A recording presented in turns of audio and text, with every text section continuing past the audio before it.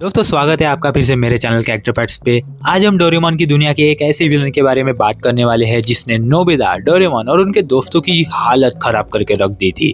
हम बात कर रहे हैं 1998 की epic movie Doraemon Nobita's great adventure in the South Seas के मेन एंटागोनिस्ट मिस्टर कैश की। अगर आपको लगता है कि ये सिर्फ एक नॉर्मल कार्टून विलन है तो आप बिल्कुल गलत है। इस बंदे का दिमाग, इसका बेस और इसके कारनामे बहुत डार्क है।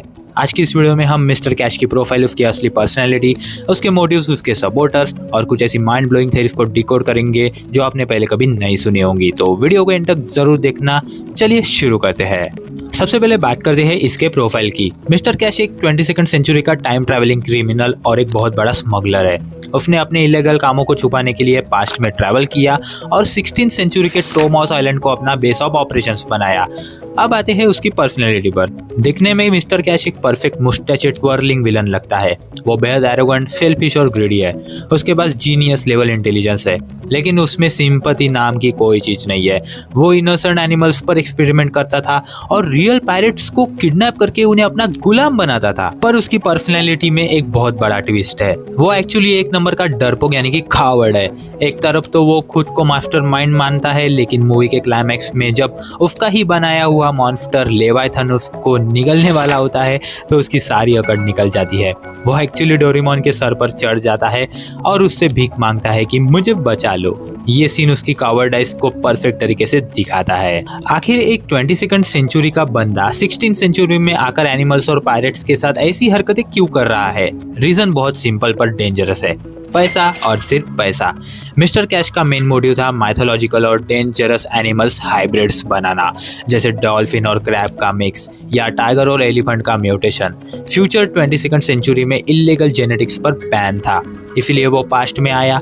उसका मास्टर प्लान था इन म्यूटेटेड एनिमल्स को मार्शियंस यानी कि मार्स के एलियंस को एज अ वेपन या पेट हाई प्राइस पर बेचना। वो बस किसी भी तरह दुनिया का सबसे अमीर आदमी बनना चाहता था, चाहे इसके लिए नेचर्स के रूल तोड़ने पड़े या किसी की जान ही क्यों ना चली जाए। और अगर हम इसके सपोर्टर्स और हेंचमेन्स की बात करें तो कोई भी विलन अकेला इतना बड़ा एम्पायर नहीं चला सकता। मिस्टर कैश के पास भी कुछ बहुत लॉयल सपोर्टर्स थे। सबसे पहले आता है डॉक्टर क्लोन। ये कैश का राइट हैंड मैन और एक मैड साइंटिस्ट था। डॉक्टर क्लोन को 22nd सेंचुरी की काउंसिल ने इलीगल क्लोनिंग के जुर्म में निकाल दिया था। यही वो दिमाग था जो कैश के लिए अजीब और खतरनाक म्यूटेंट क्रिएचर्स डिजाइन करता था।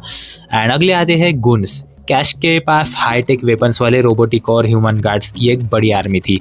इनका काम था खजाने के लालच में आए हुए पायरेट्स को कैप्चर करना और उनसे अपने अंडरग्राउंड बेस में फ्री की मजदूरी यानी कि फोर्स लेबर करवाना। इन्होंने ही कैप्टन कोल, कैप्टन किड और यहाँ तक कि नोबिता के दोस्तों को भी बंदी बना लिया था। चलिए अब जानते हैं मिस्टर कैश से जुड़े कुछ ऐसे इंटरेस्टिंग फैक्ट्स जो आपको डेफिनेटली हैरान कर देंगे। तो पहला फैक्ट है कि टाइम पेट्रोल से बचने के लिए कैश ने अपने आइलैंड के चारों तरफ एक एडवांस लूप बैरियर इंस्टॉल किया था। ये एक इनविजिबल शील्ड थी जिसकी वजह से टाइम पुलिस का रडार उनकी लोकेशन डिटेक्ट नहीं कर पाता था। अगला फैक्ट है कि उसका सबसे पावरफुल और डेडली वेपन था लेवाइथन, एक giant genetically modified sea dragon. लेकिन कर्मा देखो, वही मॉन्स्टर आखिर में उसकी सबसे बड़ी भूल साबित हुआ। अगला फैक्ट है कि जब लेवाइथन कैश और डोरेमोन को निगल लेता है तब डोरेमोन ने उन्हें बाहर निकलने के लिए अपना ड्रीम टेस्टर गैजेट यूज किया। गैजेट ने अंदर से मॉन्स्टर के पेट को जोर से पिंच किया जिससे उसे दर्द हुआ और उसने दोनों को उल्टी करके बाहर फेंक दिया। यक बट ब्रिलियंट।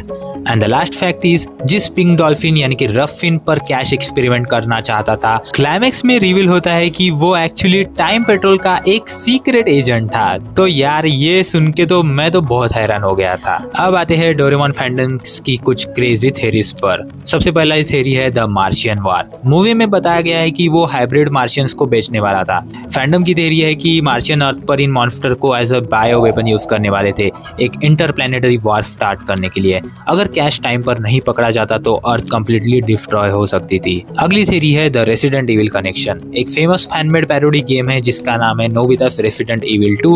उस गेम में मिस्टर कैश को और भी ज्यादा डार्क दिखाया गया है, जहां वो अम्ब्रेला कॉर्पोरेशन की तरह जी वायरस यूज करके लोगों को ज़ॉम्बीज और बायो वेपन्स में बदलता है। ये थ्योरी प्रूव करती है कि उसके इंटेंशंस बच्चों की मूवी से कहीं ज्यादा डार्क थे। तो दोस्तों ये थी पूरी कहानी मिस्टर कैश की, एक ग्रीडी मास्टरमाइंड पर डर्क बुक स्मगलर जो आखिर में अपने ही बनाए जाल में फंस गया। आपको मिस्टर कैश की कैरेक्टर आर्क कैसी लगी और आपका फेवरेट डोरेमोन विलन कौन है, मुझे नीचे कमेंट्स में जरूर बताना। अगर ये वीडियो पसंद आई हो तो लाइक बटन को दबाना मत भूलना, चैनल पर नए हो तो सब्सक्राइब करो और बेल आइकन को जरूर प्रेस करना ताकि ऐसी ही अमेजिंग एनीमे वीडियोस आप मिस ना करें। मिलते हैं अगली वीडियो में, तब तक के लिए सायोनारा।